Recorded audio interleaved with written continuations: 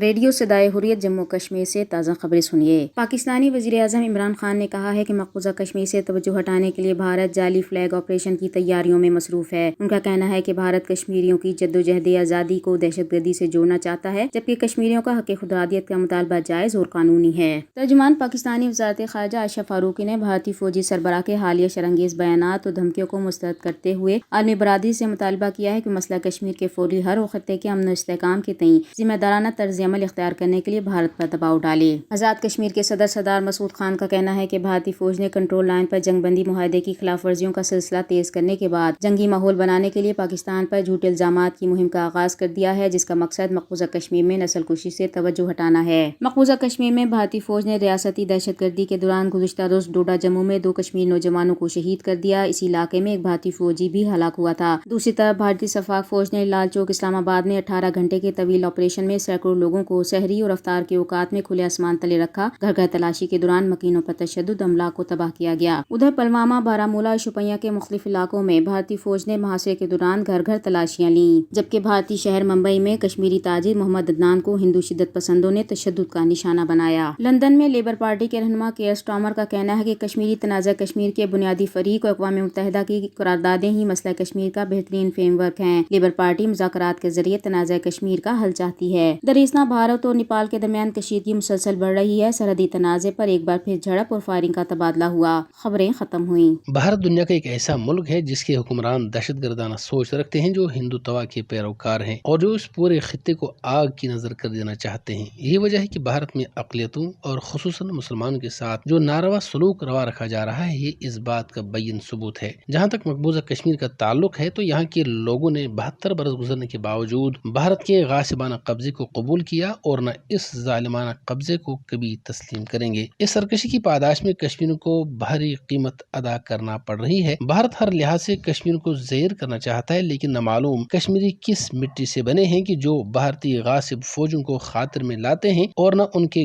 گولوں اور گولیوں کو۔ کشمیری شہادتوں پر شہادتیں پیش کر رہے ہیں، قید و بند کی صحبتیں برداشت کر رہے ہیں، گھروں کی توڑ پھوڑ اور بھارتی چور فورسز کی چوریاں بھی برداشت کر رہے ہیں، لیکن اس سب کے باوجود کشمیری تحریک آزادی سے باز نہیں آ رہے۔ اصل میں یہ وہ سوچ ہے جو کشمیر نے سوچ رکھی ہے کہ بھارتی غاصب حکمرانوں اور ان کی دہشت گرد فورسز کے خلاف اس وقت تک لڑنا ہے جب تک وہ کشمیریوں کو اپنا بنیادی پیدائشی اور جائز حق خود ارادت نہیں دیتے۔ ایسی سوچ کو آج تک دنیا کی کوئی طاقت شکست دے سکی اور نہ مستقبل میں ایسی سوچ کو کوئی شکست دے سکتا ہے۔ کشمیر کی اس سوچ کے سامنے بھارتی غاصب حکمران اور ان کی شفاق فورسز ضرور زیر ہوں گی۔ کشمیر اپنی تحریک میں ضرور کامیاب ہوں گے اور بھارتی حکمرانوں کے مقدر میں ذلت و رسوائی کے سوا اور کچھ نہیں آئے گا۔